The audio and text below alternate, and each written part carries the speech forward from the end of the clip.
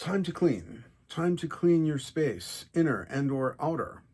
A messy mind and a messy living space drain vitality from your life.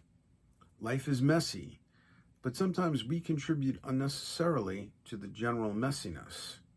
The more serious case of this is sloppiness in interpersonal relations, which can mean a lack of courtesy and respect to strangers, or neglecting or undermining relationships with significant others.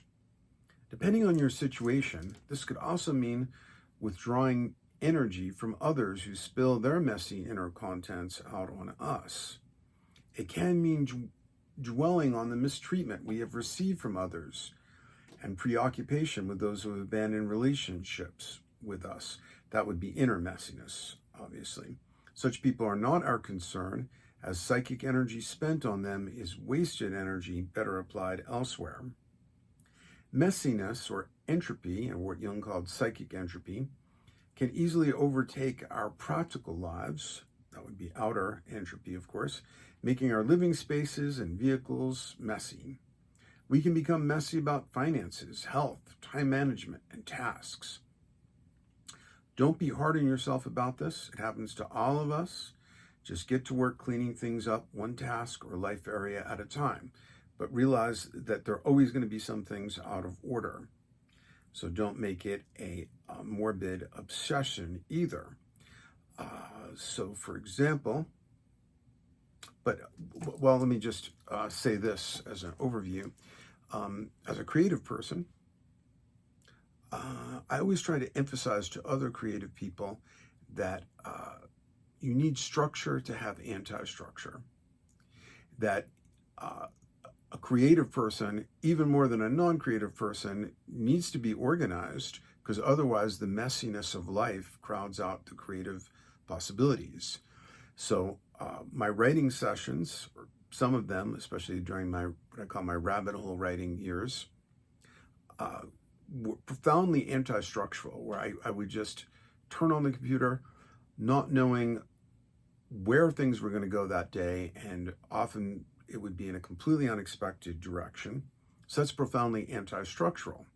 But what allowed that anti-structural space was being highly structured about everything that would lead up to the creative session, like getting to sleep early enough to wake up ideally pre-dawn, and then I've got a whole daily routine of things I do to get my body back online, and a whole sequence of steps before I make it to my creative session, which is 7 days a week.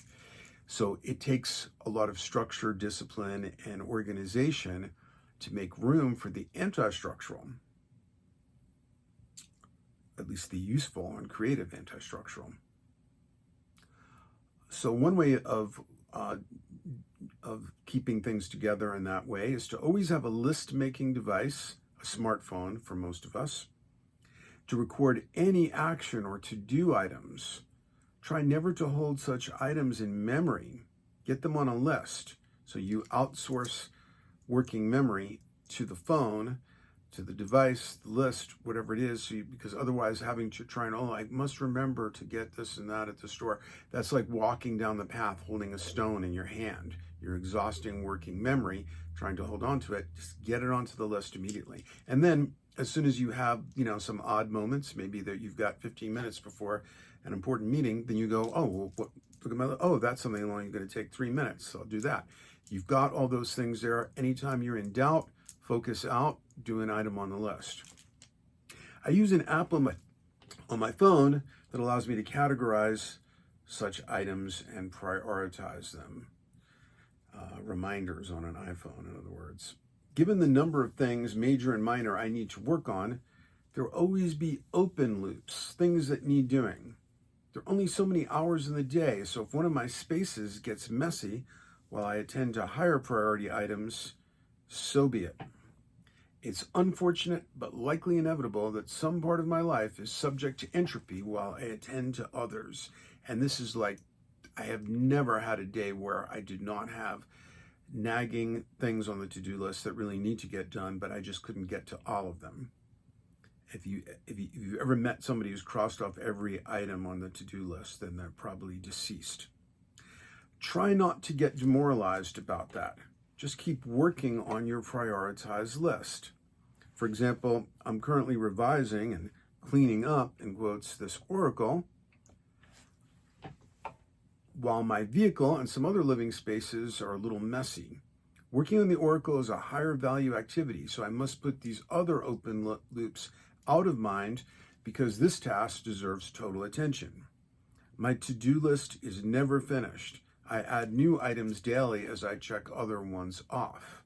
This messy aspect of life is inevitable, so credit yourself for cleaning up any part of the great puzzle of your life rather than criticizing yourself about the inevitability of open loops.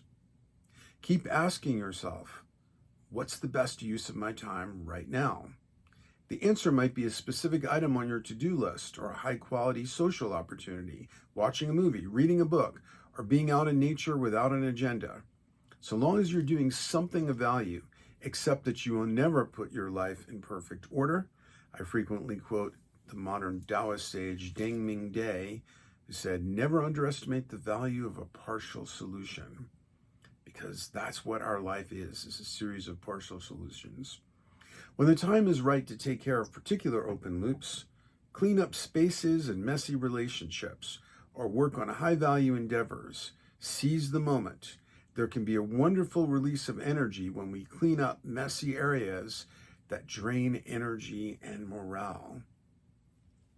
And I've noticed that you have some annoying thing that's been bothering you, like your apps are disorganized on your phone and you have to search for them to find them, and then you okay, finally I'm going to take 15 minutes and straighten that out, and it's amazing how much time and energy that can save when you can finally do one of those things. So work on that and give yourself credit for bringing down any area of entropy and messiness in your life.